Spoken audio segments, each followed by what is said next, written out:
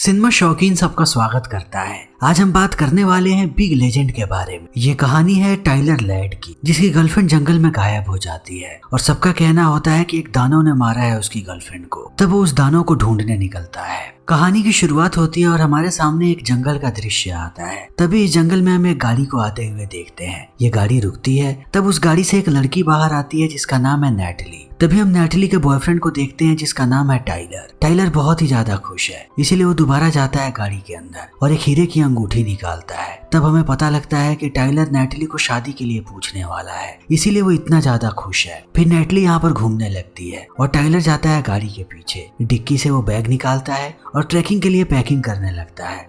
तभी उसके ऊपर नैटली आकर के कूद जाती है उसे डराने की, लेकिन टाइलर नहीं डरता। फिर वो पूछती है कि तुम्हारे हाथ में क्या है। तब टाइलर बताता है कि इस पूरे जंगल का नक्शा। हम यहाँ के बहुत सारी चीजों को एक्सप्लोर करने वाले हैं और कुछ ऐसी भी जगहों पे जाने वाले हैं जहाँ पर पहले कोई नहीं गया। तब इन बातों को सुनने के बाद नैटली डर जाती है और कहती है कि अंदर कुछ होगा तो नहीं। तब टाइलर कहता है कि कुछ नहीं होगा, मैं तुम्हें इस बात की गारंटी देता हूँ, मैं हर वक्त तुम्हारे साथ रहूंगा। फिर ये लोग जंगल के अंदर जाने लगते हैं। हर जगह पे ये लोग तस्वीरें खींचते हैं। एक साथ ये दोनों बहुत ही ज्यादा खुश हैं क्योंकि ये दोनों एक दूसरे से प्यार करते हैं। तब थोड़े समय के बाद इन्हें एहसास होता है कि इन्हें अब कैंप लगा देना चाहिए। तब ये कैंप लगाने लगते हैं। इसी बीच टाइलर जाता है यहाँ के बगल के एक लेक के पास फिशिंग के लिए। तब धीरे धीरे नैटली भी उसके पास चली आती है। ये दोनों मिलकर फिशिंग करते हैं और यहाँ पर भी कुछ तस्वीरें खींचते हैं। तब टाइलर कहता है कि बगल में ही एक वाटरफॉल है, हमें वहां पर जाना चाहिए। फिर नैटली मान जाती है और वहां जाने के बाद वो जैसे ही वाटरफॉल को देखती है वो आश्चर्यचकित रह जाती है क्योंकि ये वाटरफॉल बहुत ही ज्यादा खूबसूरत है। जब नैटली वाटरफॉल को देख रही होती है तभी टाइलर अपने जेब से हीरे की अंगूठी निकालता है नैटली को प्रपोज करने के लिए। जैसे ही नैटली अंगूठी को देखती है वो भावुक हो जाती है और टाइलर से कहती है कि हाँ वो उससे शादी करना चाहती है। उसके दिल में भी हमेशा से यही बात चल रही थी। तब इस बात को सुनने के बाद टाइलर भी खुश हो जाता है और वापस चले आते हैं ये लोग अपने कैंप के पास। तब तक रात भी हो जाती है। तब ये लोग बाहर खाना पकाते हैं और चारों तरफ एक वायर लगा देते हैं जिसमें घंटियां लगी हुई हैं कि अगर आसपास कोई भी जानवर आए तब इन्हें पहले पता लग जाए कि कोई जानवर आ रखा है, इनकी आंख खुल जाए। फिर ये लोग खाना खाते हैं और खाना खा के जाके अंदर सो जाते हैं। तब आधी रात में नैटली की आंख खुलती है और उसे लगता है कि बाहर कुछ है जो अजीबोगरीब आवाजें निकाल रहा है। तब वो जगाती है टाइलर को, लेकिन टाइलर कहता है कि सो जाओ, बाहर कोई भी आवाज नहीं आ रही, ये जंगल है, यहाँ पर तेज हवाएं चलती हैं। लेकिन नैटली कहती है कि मैंने बहुत ही अजीबोगरीब आवाजें सुनी है। तभी टाइलर भी इन आवाजों को सुनता है। फिर वो निकलता है बाहर देखने के लिए कि आखिर आवाज आ कहाँ से रही। बाहर जाते हुए वो देखता है कि उसके सारे के सारे वायर्स टूट चुके हैं। तब वो भी सोच में पड़ जाता है और समझ जाता है कि यहाँ पर कुछ ना कुछ तो है। इसी बीच नैटली चिल्लाती है, उसे कोई प्राणी खींच करके लेकर के जाता है जंगल में और वो सारे के सारे टेंट को भी बर्बाद कर देता है। तब टाइलर चारों तरफ देखते रहता है, उसे कहीं कुछ भी नजर नहीं आता और अब समय ऐसे ही बीतने लगता है। फिर हमारे सामने आता है 1 साल बाद का दृश्य, जब हम देखते हैं कि टाइलर का अभी भी इलाज चल रहा है पिछले 1 साल से, क्योंकि लोगों को लगता है कि उसकी मानसिक स्थिति खराब हो चुकी है। वो जैसी बातें कर रहा है उसकी बातों पर किसी को भी भरोसा नहीं हो रहा। लेकिन टाइलर डॉक्टर को कहता है कि अभी भी नैटली की लाश नहीं ली, इसका मतलब अभी भी उम्मीद है। अगर मैं उस जंगल में जाऊं तब मैं उसे ढूंढ के निकाल सकता हूं। तब डॉक्टर कहती है कि तुम्हें इस बारे में सोचना बंद कर देना चाहिए। नैटली अब जिंदा नहीं है, अगर वो जिंदा होती तो पुलिस वालों को मिल चुकी होती। तभी यहाँ पर आती है टाइलर की माँ, जो उसे घर लेकर के जाती है। जब वो टाइलर से बात करती है तब उसे एहसास होता है कि टाइलर के जरूर दिमाग में कुछ ना कुछ तो चल रहा है, टाइलर अभी भी ठीक नहीं हुआ। तब टाइलर रोने लगता है और कहता है कि लोगों का कहना है कि नैटली को भालू उठा करके ले गया था, लेकिन मुझे ऐसा बिल्कुल भी नहीं लगता। मुझे अभी भी लगता है कि कुछ ना कुछ तो गड़बड़ है। नैटली की चीखें अभी भी मेरे कानों में गूंजती रहती हैं। मुझे ऐसा लगता है कि वो मुझे बुला रही है मदद के। मुझे अपने जवाब ढूंढने पड़ेंगे कि आखिर वो कौन था जिसने नैटली की जान ली, तभी मैं ठीक हो पाऊंगा। तब उसकी माँ कहती है कि ठीक है, मैं तुम्हारे साथ हूँ, तुम्हें जैसे अपने जवाब ढूंढने हैं तुम ढूंढो। पुलिस ने वहां से बहुत सारे सबूतों को इकट्ठा किया था और तुम लोगों की सारी चीजों को, वो सब कुछ तुम्हारे कमरे में पड़ा है। तुम्हें अगर देखना है तो तुम उन्हें देख सकते हो। तब टाइलर चला जाता है अपने कमरे में और एक एक करके सारी चीजों को देखता है। तब उसे अपना कैमरा मिलता है जिसमें उन लोगों ने अपनी तस्वीरें खींची। तब वो एक एक करके सारी तस्वीरें देखने लगता है। इसी बीच वो देखता है कि जंगल में एक अजीबोगरीब जीव है जो इनकी फोटोज के बीच था। फिर वो समझ जाता है कि जरूर इसी जीव ने मारा है नैटली को। फिर वो नक्शा निकालता है और हर एक जगह को मार्क करने लगता लगता है जहाँ भी ये दोनों गए थे। फिर वो अपनी सारी चीजों को पैक कर लेता है और बिना वक्त गंवाए निकल पड़ता है जंगल के लिए। और जंगल में जाने के बाद अपनी गाड़ी को वहीं पर पार्क करता है जहाँ पर इन लोगों ने पिछली बार गाड़ी को पार्क किया था। फिर वो सबसे पहले अपने हैंडगन को निकालता है और चेक करता है कि इसमें गोलियां हैं या नहीं। बंदूक पूरी की पूरी भरी होती है जिसे वो रख लेता है। फिर वो बैग उठाता है और उसके साथ साथ एक राइफल भी, जिससे वो अच्छे तरीके से निशाना लगा सके। और एक बार फिर से जाने लगता है जंगल के बीचों। दिन प्रतिदिन ये जंगल और भी ज्यादा डरावना होते जा रहा है। हर जगह यहाँ पर वार्निंग लिखा हुआ है कि कोई भी इस जंगल के ज्यादा अंदर ना जाए। उसके साथ साथ पेड़ों पर स्कल्स भी लटक रहे हैं जो देखने में बहुत ही ज्यादा डरावने हैं। लेकिन फिर भी टाइलर हार नहीं मानता और ऐसे ही आगे बढ़ते रहता है। और थोड़े समय के बाद उसे प्यास लगती है, तब वो पानी पीता है। और पानी पीने के बाद जब वो दोबारा चलना शुरू करता है तभी वो जमीन पे एक पैर के निशान को देखता है, जो निशान बहुत ही बड़ा है। ये किसी इंसान का पैर नहीं हो सकता। तब वो अपनी बंदूक बाहर निकाल लेता है क्योंकि वो समझ चुका है कि वो जीव आस पास ही है जिसने नेटली की जान। वो जैसे ही उसे देखेगा सीधा उस पर गोली चलाएगा। लेकिन बहुत देर घूमने के बाद भी उसे कहीं कोई भी जीव नजर नहीं आता। तब वो जाने लगता है झरने की तरफ ताकि वो अपने बोतल में पानी भर सके। वो झरने के पास जाता है और पानी भरने लगता है। इसी बीच हम देखते हैं उस जीव को जो गुजरता है टाइलर के पीछे से। फिर पानी भरने के बाद टाइलर जैसे ही वापस आता है वो देखता है कि उसका सारा का सारा सामान गायब हो चुका है। तब वो दोबारा अपनी बंदूक उठा लेता है। वो समझ जाता है कि उस जीव की नजर उस पे ही है। वो चारों तरफ उसे ढूंढता है लेकिन वो जीव कहीं भी नजर नहीं आता। तब तक रात हो जाती है और टाइलर के पास अब बिल्कुल भी चीजें नहीं है कि वो कैंपिंग कर सके। उसके पास एक ही सुरक्षित जगह है और वो है उसकी गाड़ी। तब वो आकर के अपनी गाड़ी के अंदर सो जाता है। लेकिन जैसे ही सुबह होती है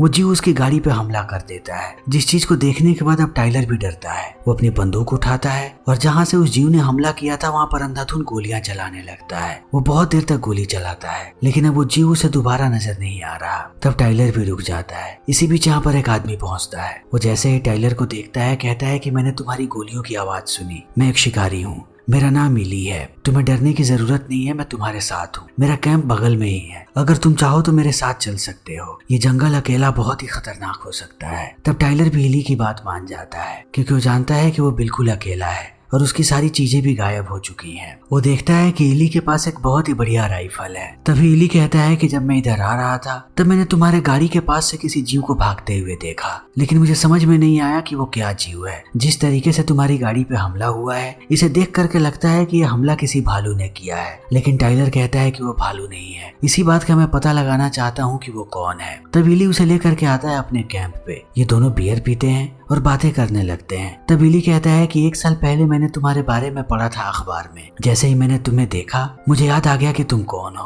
और इस जंगल में तुम्हारे साथ क्या हुआ है मुझे वो बात भी याद आ गई। तब टाइलर कहता है कि तुम कौन हो, अब यहाँ पर कोई भी शिकारी नहीं आता, तुम यहाँ पर शिकार करने क्यों आए हो। तब इली कहता है मैं इसी बात का पता लगाने आया हूँ। यहाँ पर बहुत सारे शिकारी आया करते थे, गवर्नमेंट उन्हें खुद भेजती थी, उनसे उन्हें बहुत सारा मुनाफा होता था, लेकिन अब सबको आने से रोक दिया गया है। आखिर क्यों? सरकार हमसे क्या छुपा रही है? मुझे इसी बात का पर्दाफाश करना है, इसीलिए मैं यहाँ पर आया हूँ। और बहुत समय से मैंने यहाँ पर बहुत कुछ अजीबोगरीब आवाजें सुनी है। तब इस बारे में सुनने के बाद टाइलर भी चौंक जाता है क्योंकि जिस रात नेटली गायब हुई उसने भी बहुत ही अजीबोगरीब आवाजें सुनी थी। तब एली बताता है कि नेटली पहली लड़की नहीं है जो यहाँ से गायब हुई है। उसके अलावा बहुत सारे लोग यहाँ से गायब हुए हैं जिनके बारे में आज तक पता नहीं लगा और ना ही किसी ने रिपोर्ट लिखवाई। इसीलिए लोगों को पता ही नहीं चल रहा कि यहाँ पर क्या है। सबको लगता है कि भालू है, लेकिन टाइलर कहता है मैं जानता हूँ वो भालू नहीं है, वो कुछ और है। लेकिन कोई भी मेरी बातों पर विश्वास नहीं करता। तब विली अपनी बंदूक उठाता है और कहता है कि मैं तुम्हें कुछ दिखाना चाहता हूँ। तब ये दोनों जाने लगते हैं जंगल के और भी अंदर। जब ये लोग जंगल के बीचों बीच पहुंचते हैं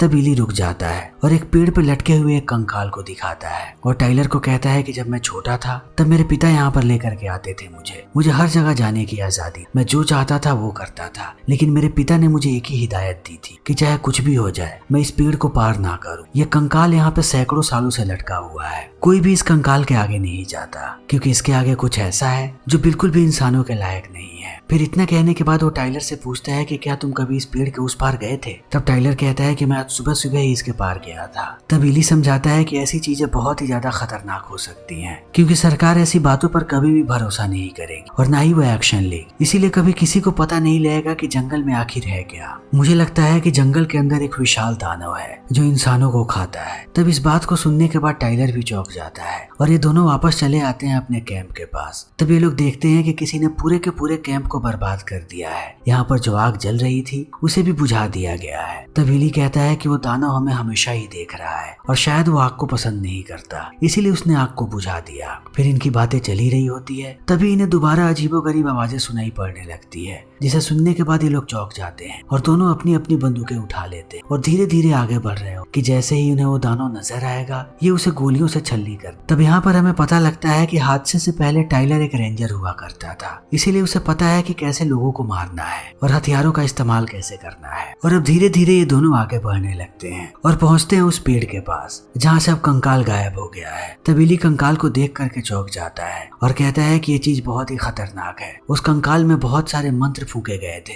जैसा मेरे पूर्वजों ने कहा था कि जब तक वो कंकाल यहाँ पर लटका है इस जगह से आगे वो दानव नहीं जा सकता। लेकिन अब वो कंकाल टूट गया, यानी वो दानव पूरे जंगल में कहीं भी जा सकता है। तब ये लोग दोबारा आगे बढ़ने लगते हैं। इसी बीच टाइलर को कुछ नजर आता है, तब वो भागने लगता है उसके पीछे और टाइलर के पीछे पीछे इली भी भागता है। तब थोड़ा दूर जाने के बाद टाइलर नीचे जमीन पे गिर जाता है एक गड्ढे में। तभी उसके पीछे इली आता है और इली देखता है कि जहाँ पर टाइलर नीचे गिरा हुआ है वहाँ पर चारों तरफ कंकाल फैला है इंसान का, यानी ये दानव जिन्हें भी खाता है उसके बाद उनके हड्डियों को ला करके यहाँ पे फेंक देता है। टाइलर के पूरे शरीर पे खून लग चुका है, लेकिन वो दोबारा उठ के खड़ा हो जाता है और फिर से अपनी बंदूक उठाता है। तभी वो दानव एक पत्थर फेंकता है जो आकर के लगता है सीधा एली के पैर पे और उसका पैर टूट जाता है। तब टाइलर उस दिशा में बहुत सारी गोलियां चलाता है, लेकिन उसे कहीं भी अब दानव नजर नहीं आता। एली दर्द से करा रहा है। तब टाइलर आता है एली के पास और कहता है कि शांत रहो, अगर दानव को पता लगा कि हम कमजोर पड़ गए हैं तब वो हमें मार देगा। इसीलिए अब टाइलर एली को उठाता है और यहाँ से लेकर के जाने लगता है अपने कंधे पे। लेकिन यहाँ पर जल्दी ही बर्फ गिरने लगती है जिससे इन्हें और भी ज्यादा दिक्कत होती है। लेकिन टाइलर बहुत दूर लेकर के चला आता है एली को और उसे एक पेड़ के पीछे बैठाता है। फिर उसके घाव को देखता है कि घाव कितना गहरा है। जैसे ही वो घाव को देखता है उसे पता लगता है कि एली के पैर की हड्डी टूट चुकी है, हड्डी बाहर आ गई है। तब टाइलर उसका उपचार करने लगता है, लेकिन वो जानता है कि वो उसके पैर को ठीक नहीं कर सकता।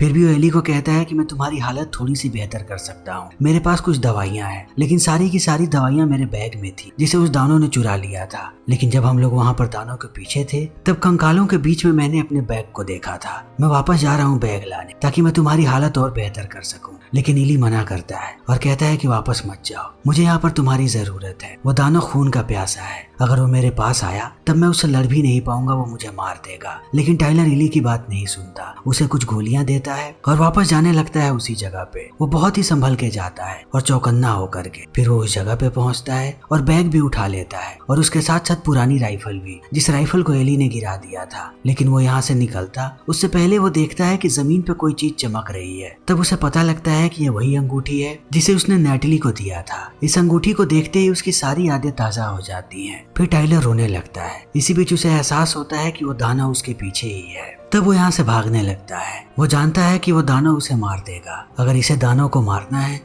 तब प्लानिंग करनी पड़ेगी। इसीलिए टाइलर तेजी से भागता है और बहुत दूर आने के बाद पेड़ के पीछे छुप जाता है। फिर मुड़ के देखता है दानव की तरफ, तब उसके पीछे कोई भी नहीं होता। तब टाइलर आता है एली के पास और कहता है कि अब मैं तुम्हारा उपचार कर सकता हूँ। फिर वो एक लकड़ी की डंडी देता है एली को ताकि उसे अपने दांतों के बीच वो दबा ले। जब टाइलर उसका उपचार करेगा तब एली को इसमें बहुत ही ज्यादा दर्द होने वाला है। और अब टाइलर शराब निकालता है जिससे वो घाव को साफ करता है और देखता है कि हड्डियां अभी भी बाहर हैं। तब वो हड्डियों पे जोर लगाता है और वापस उन्हें अपनी जगह पे भेज करके ऊपर से बांध देता है ताकि थोड़े समय के बाद हड्डियां जुड़ जाएं। लेकिन अब कैसे भी इन्हें यहाँ से दूर जाना है, इसीलिए टाइलर एली को लेकर के जाने लगता है एक नदी के किनारे। जैसे ही ये लोग नदी के किनारे पहुंचते हैं टाइलर कुछ मछलियां पकड़ता है और रात में ये लोग दोबारा कैंप लगाते हैं। लेकिन इस समय इन लोगों ने चारों तरफ आग जला रखी है। इन्हें पता है कि वो दानव आग से डरता है। तब एली शुक्रिया अदा करता है टाइलर का कि वो उसे छोड़ करके नहीं भागा, बल्कि वो उसकी जान बचाने की कोशिश कर रहा है। फिर वो टाइलर को कहता है कि तुम आखिर यहाँ पर क्यों आए? तुम अपने सवालों के जवाब ढूंढने आए या फिर तुम नेटली को इंसाफ दिलवाना चाहते थे बदला लेकर के? तब टाइलर कहता है कि वो नेटली से बहुत ही ज्यादा प्यार करता है। उसके बाद वो एली से पूछता है कि तुमने क्या कभी किसी से इतना ज्यादा प्यार किया है? तब एली कहता है कि हाँ, अपने कुत्ते से, जो अब इस दुनिया में नहीं है। तभी इन्हें फिर से कुछ आवाजें सुनाई पड़ती हैं और टाइलर अपनी बंदूक निकाल लेता है। उसी समय एली फ्लैशलाइट जलाता है। तब ये लोग देखते हैं कि पेड़ के पीछे वही दानव है, लेकिन यहाँ चारों तरफ आग जल रही है, इसीलिए वो नहीं आ रहा।